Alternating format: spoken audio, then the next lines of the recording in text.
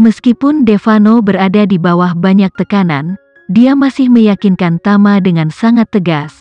Tuan muda, jangan khawatir, saya akan melakukan yang terbaik untuk memastikan bahwa pelelangan itu sangat mudah. Tama dengan lembut mengangguk dan berkata, tahun ini, pertama-tama kita akan berusaha untuk membuka pintu. Saya telah diinstruksikan untuk mulai mempersiapkan pembangunan pusat lelang baru.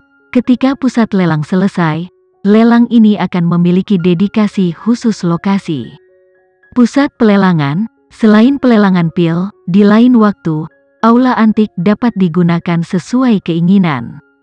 Anggap saja sebagai kandang sendiri. Londa terkejut dan senang, tetapi pada saat yang sama sedikit gugup. Tuan Renza, pelelangan ini memiliki pengaruh yang sangat besar di masyarakat kelas atas. Semua karena pil peremajaan Anda. Aula barang antik dapat menjadi tuan rumah lelang ini. Sudah merupakan keberuntungan besar bagi saya. Pusat lelang masa depan, beraninya saya menerima bantuan Anda. Pertama kali dia melihat ini, dia bisa mendapatkan yang baru. Kali ini menggunakan Tamas Rejuvenating Pill, di antara kelas kaya terkaya di dunia untuk membuat nama untuk dirinya sendiri. Sudah menjadi mimpi dia tidak berani membayangkan peluang besar.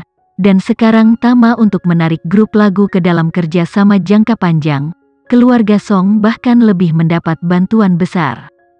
Terlebih lagi, pusat lelang baru, investasi setidaknya beberapa miliar untuk memulai.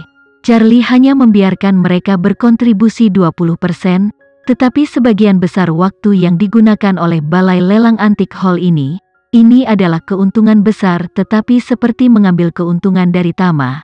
Berpikir sehingga dia tidak berani menerimanya. Tama melihat bahwa dia tidak tahu harus berbuat apa. Dengan senyum tipis, berkata dengan serius, Linda, pusat lelang bukanlah investasi besar. Kembali ke demam peremajaan yang bisa Anda lihat. Setahun untuk menembak 1 atau 2, Anda dapat memanen dari Taipan Top ini puluhan miliar dolar. Pusat lelang paling banyak beberapa ratus juta dolar untuk diurus. Bahkan tidak bernilai 1/4 dari pil peremajaan. Jadi Anda tidak perlu terlalu sopan dengan saya. Kita akan memiliki kerja sama strategis jangka panjang di masa depan. Jangan ditahan oleh masalah kecil seperti itu. Linda mengangguk penuh terima kasih dan berkata dengan serius, Tuan Renza, pada saat itu, aula antik akan bertanggung jawab atas operasi harian pusat lelang. Dan semua pendapatan dari operasi akan diserahkan kepada grup Houston. Jangan. Tama melambaikan tangannya. Penghasilan yang dihasilkan dari operasi Anda, bagikan saja secara normal sesuai dengan rasio investasi. Tetapi jika itu untuk penggunaan aula antik Anda sendiri, jangan laporkan pendapatannya. Melihat ini, Linda tidak lagi bersikeras, dan berkata dengan cinta di matanya, baik Tuan Renza, saya mengerti. Baru kemudian Tama mengangguk puas. Dan kemudian bertanya padanya, bagaimana situasi pendaftaran sekarang?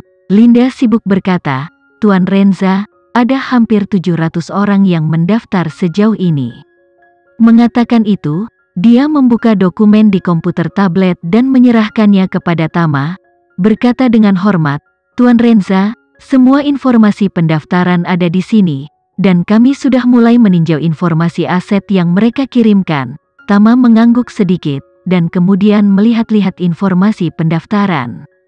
Di antara 700 orang yang telah mendaftar sejauh ini, orang yang datanya tersedia dan memiliki aset tertinggi adalah Bernard Elder, yang kini menduduki peringkat ketiga daftar orang kaya dunia. Tama berkata dengan rasa ingin tahu, Bernard Elder, kenapa aku belum pernah mendengar tentang dia? Linda mengerutkan bibirnya dan mencibir, menggoda, Tuan Renza, Anda tidak mengenal Bernard Elder, tetapi istri Anda harus tahu. Apakah begitu? Tama bertanya dengan tidak percaya. Mengapa kamu mengatakan itu? Linda tertawa, karena pria ini adalah bapak baptis kemewahan global. Banyak merek mewah top Prancis berada di bawah nama grupnya.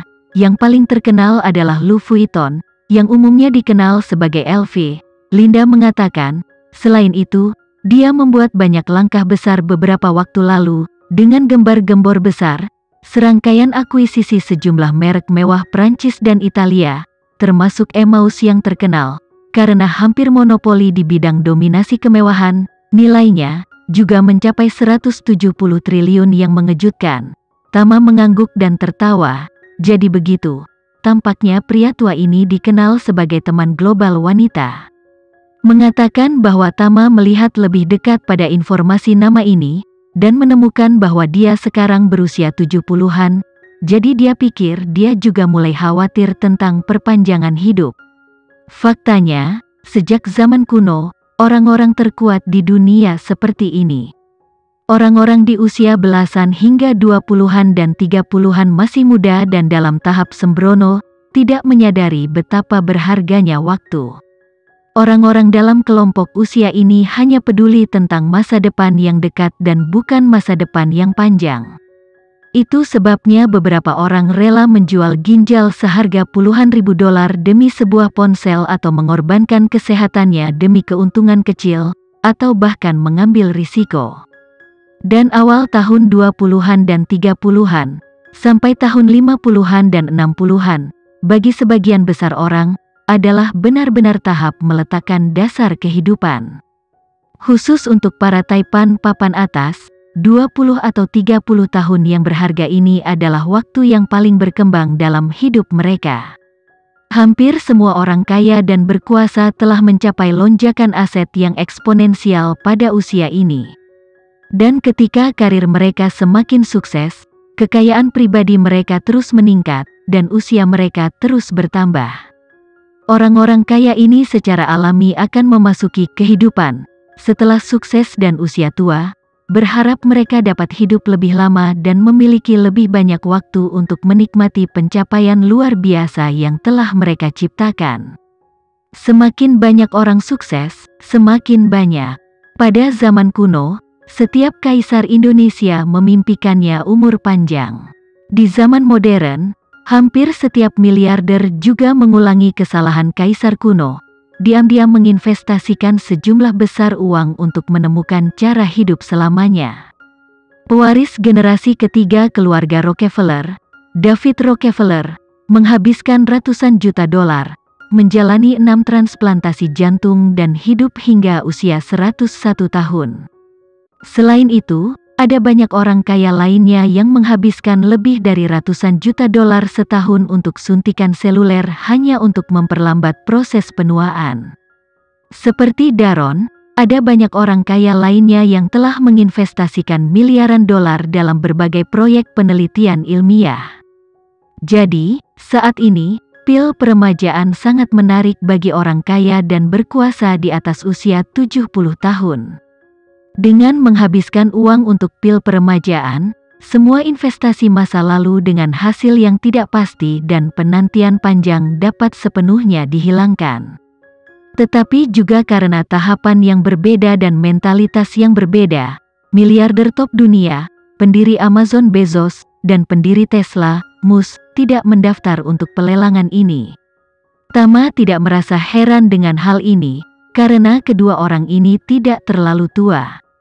Bezos lebih tua, tetapi sekarang belum berusia 60 tahun, dan Musk juga berusia lebih dari 50 tahun.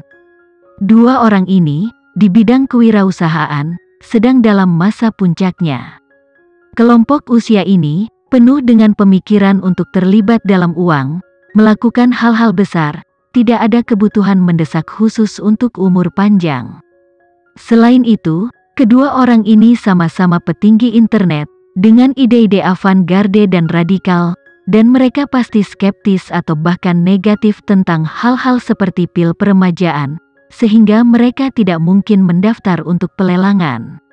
Namun, Tama merasa bahwa jika dia menunggu 10 atau 20 tahun lagi, mereka berdua pasti akan sangat menginginkan pil peremajaan. Karena menurutnya, tidak ada yang bisa lolos dari hukum ini. Tama terus melihat ke bawah.